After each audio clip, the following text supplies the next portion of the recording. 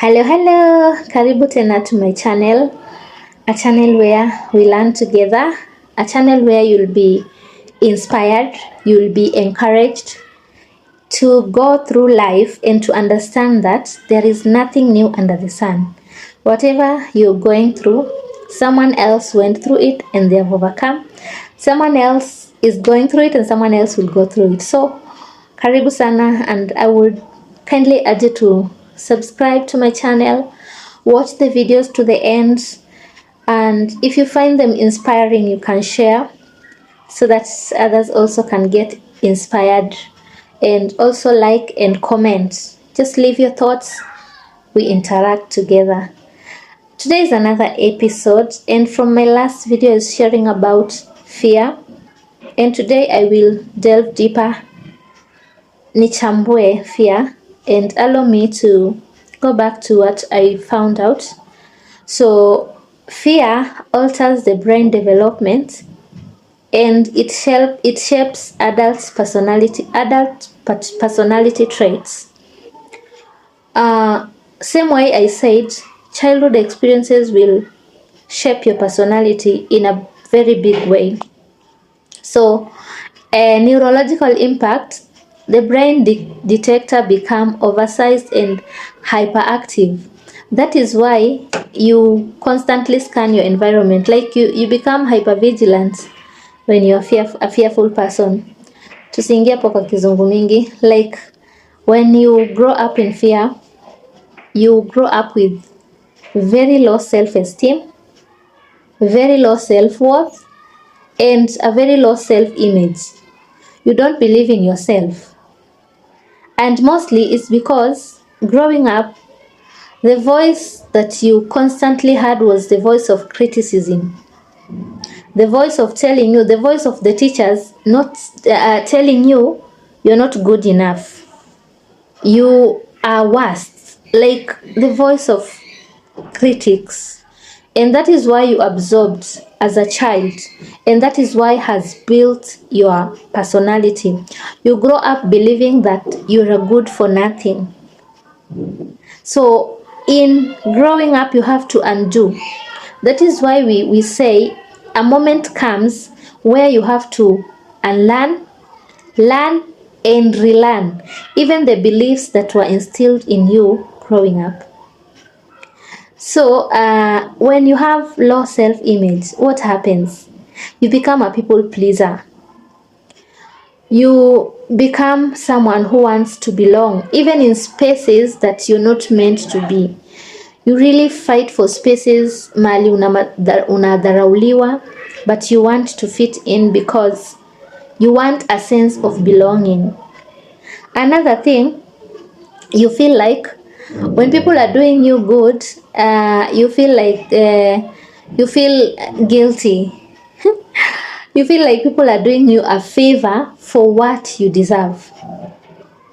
So those all are characters that show up when you grow up in fear, because it carries a lot. Fear carries a lot. Like when the Bible says that God has not given us the spirit to fear, but the spirit of power and sound mind.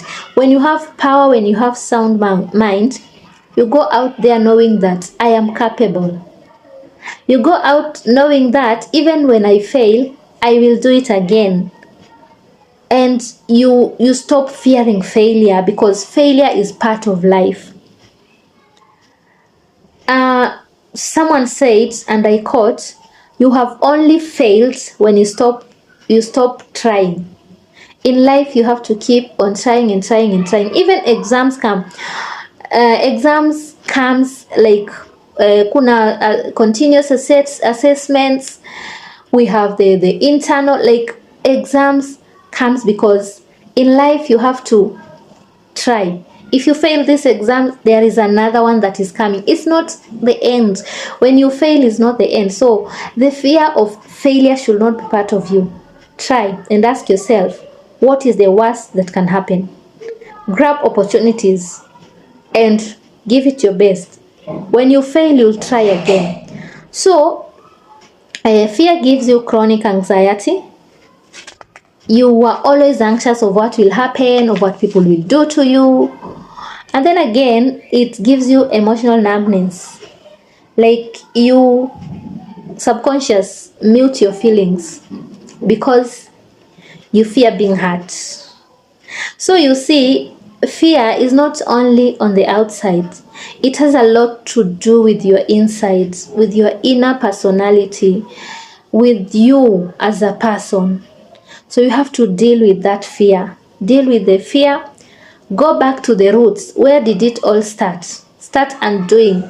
Start undoing the voice of criticism. Start undoing what people constantly told you. If they told you are not beautiful, you grew up shying off even from showing up because you feel like, no, I'm not good enough. I'm not beautiful like someone. I'm not intelligent. Trust me, it's just that voice that has built the belief in you.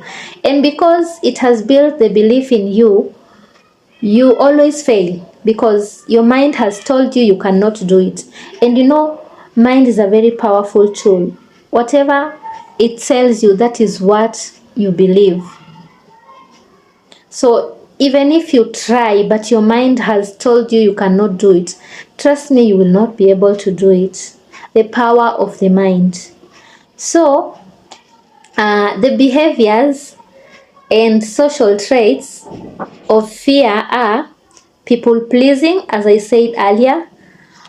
You sacrifice personal needs to keep other people comfortable and to avoid conflicts. That was yours truly here.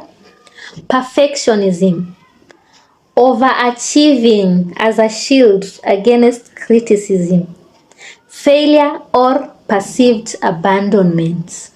So you try hard and hard to overachieve because there is that voice that you cannot do it.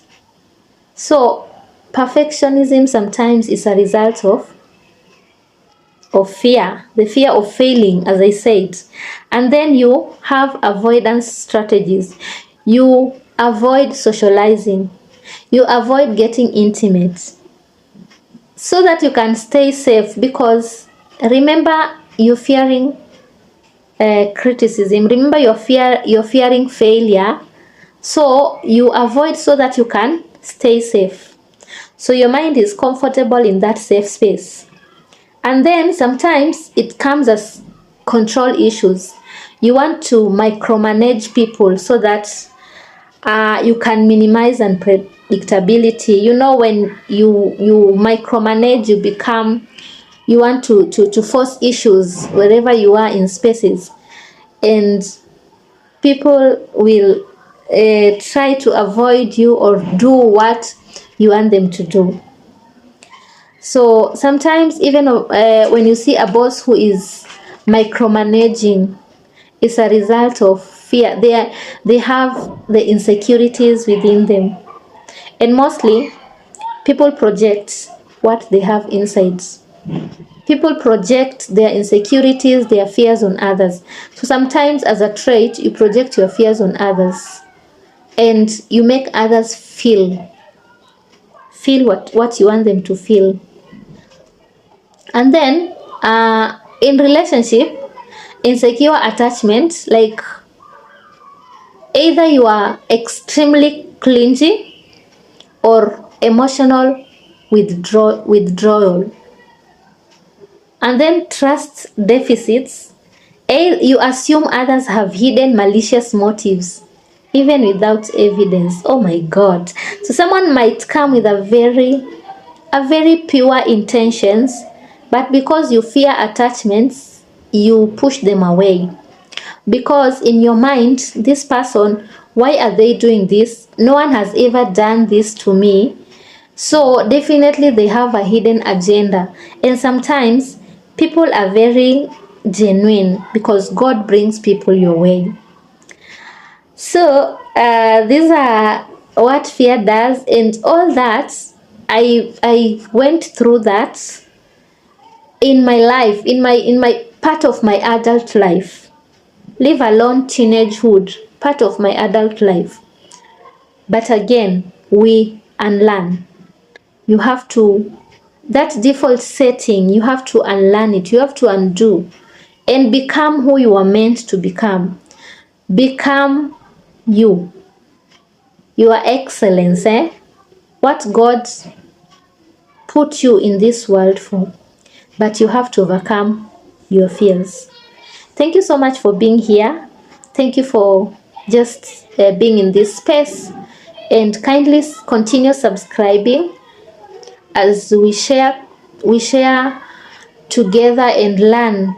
And next, in my next episode, I will share on the not coping mechanism. I will share on how you can go through undoing fear, and the things you can apply, the whatever you can do so that you can become a confident person, so that you can be able to show up and even grab the opportunities that are available. Thank you so much.